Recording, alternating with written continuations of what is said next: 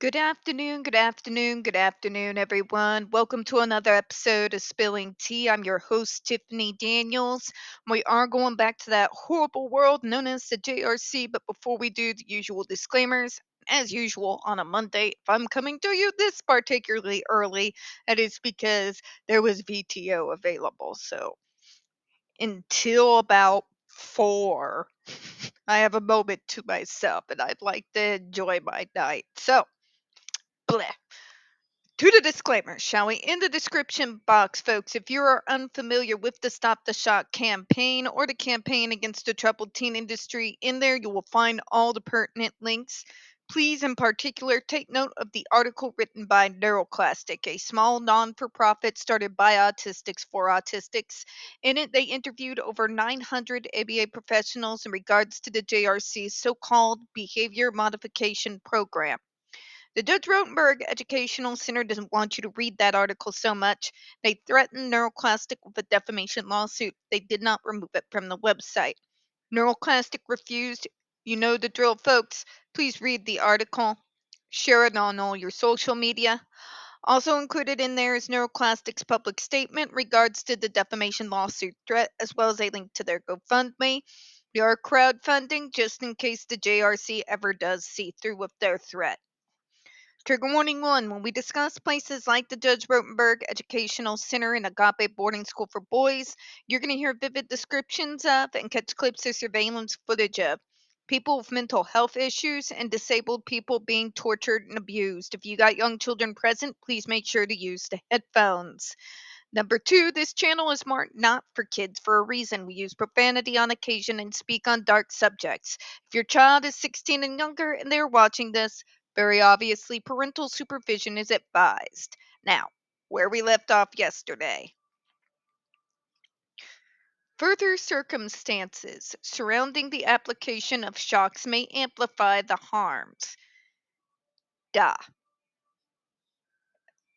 Especially in regards where you are in an environment like the Judge Rotenberg Center, where they try to cultivate an environment of fear. And if they try to tell you that's not true, I'd be more than happy to say that any single service program that circulates around physical aversive therapy is cultivating a culture and environment of fear. Okay? When you grow up in an environment of fear, take it from me, there is going to be a psychological toll at some point down the road. Okay? If you're autistic, it becomes even more fun because not only do we have those psychological issues that pop up, they get to coincide with that wonderful thing called autistic burnout, which is how I ended up in full autistic burnout when I was only 16 years old. Okay? That seems to be a theme. Those of us autistics who did grow up out of a traumatic environment, almost to the man of us, have all suffered from at a very early age from an autistic burnout. Okay? Recovering from something like that, folks. Imagine some coming out of a traumatic situation, and when that fear is lifted, all of a sudden, all the emotions and all the pent up things you've been carrying for years hit you all at once. And you begin to go backwards almost in time. I mean, I literally had to learn how to re-potty train myself during that time period. I had to relearn a lot of very simple tasks that I had been doing previously from extremely early ages. Okay? So this is what it's referencing here, the psychological toll. Okay? That is more than a healthy breeding ground for conditions such as PTSD. Okay? That's what an environment, a culture of fear cultivates. This is what it births, okay? Especially when you're dealing with neurodivergent folk. And I know for a fact that a lot of our co-neurodivergents over in the ADHD area have their own very similar stories, okay? It's very simple. You cannot sit there and tell me that you do not cultivate a culture of fear when one of the main things that you use as a building block to your program is physical aversive therapy. The logic doesn't logic. And this is why the majority of the medical model have moved on from this decades ago. But let's keep reading, shall we? An ESD shock is interpersonal because it comes from a person the recipient identifies as a caregiver. Think about this fundamental thing, folks. This is a care provider. This is an individual who is supposed to help me develop, to prepare myself to be as much a part of the community as I possibly can. This is an individual who works one on one with parents, you name it. Okay? And this person is causing you astronomical physical pain multiple times a day. And they work that closely with you. If you don't think there is not a psychological toll to that, you know,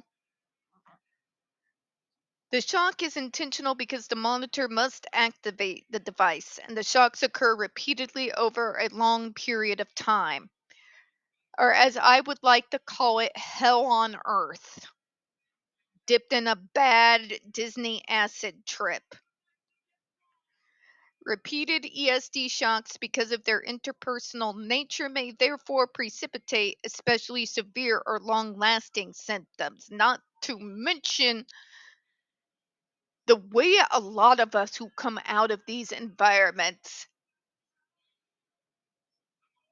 fear caretakers, will refuse help, even when it is very obviously clear that we need that additional professional help. Because the last relationship we had with a caregiver was a sadistic psychopath who would inflict horrific amounts of pain on me because they felt like if I stood up for longer than 3 seconds, then I was going to have an episode.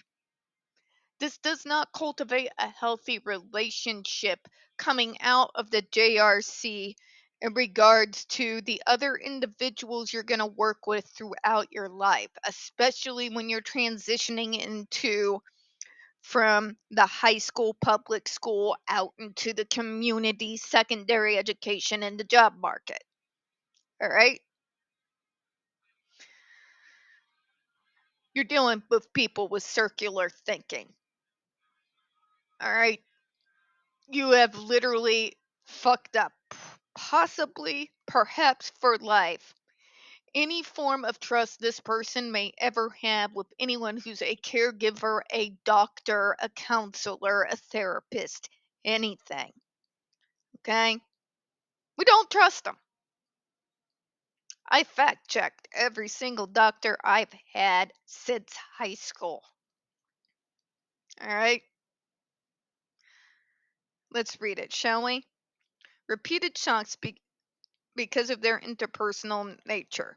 This is what we're talking about. When you go through abuse, not just one traumatic event, although that is damaging enough and has its own lifelong consequences, but when you're talking about, and I speak with a certain level of authority here because of childhood, let's just leave it there and not get too much into detail in regards to all of that.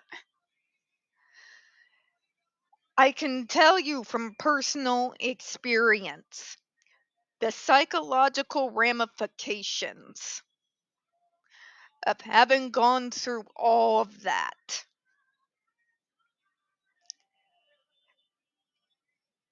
I've paid a toll. Okay. An enormous one. I have extreme difficulties in being able to trust anyone. I do not, if it can be possibly avoided, allow myself to be vulnerable around other people in any way, shape, form, or capacity because they could use that against me. And in a world that is basically looking to shut us out, right? Great, isn't it? That's what they're talking about here. When you are going through something that horrific, and especially when it's done over a long period of time, the psychological effects, your ability to be able to interact with the world around you, complete strangers who never did you any wrong, is tainted. It's jaded to our own detriment a good majority of the time, I might add. Those of us who've been working with our issues for multiple years, like myself, for over a decade and a half, for example, we can, with extremely great difficulty, learn to open ourselves up, but it is extremely rare and it goes against everything we're feeling at the time. Okay? These are individuals who are a lot less likely to go for help even when they need it, even when they're in another violent situation because of places like this. You can't paint a more clear picture here, folks. JRC is like a factory whose sole existence and reason they do what they do is to completely traumatize generation after generation after generation of people with mental health issues and disabilities and causing us even more psychological damage than the rest of the neurotypical world already does. It's plain as the black and white. All right? It couldn't be more clear than if I don't know, threw a brick through a window. It's one of my favorite analogies, so soothing. We're going to close on that, folks. We don't get very many views on this channel. The few we do get do tend to get removed from time to time. So, folks, if you could, please don't forget to hit the like button, hit subscribe, and don't forget to utilize those comments. I appreciate your time, folks. As always, we here at Spilling Tea do hope you have a good one. I'll see you again in a few seconds.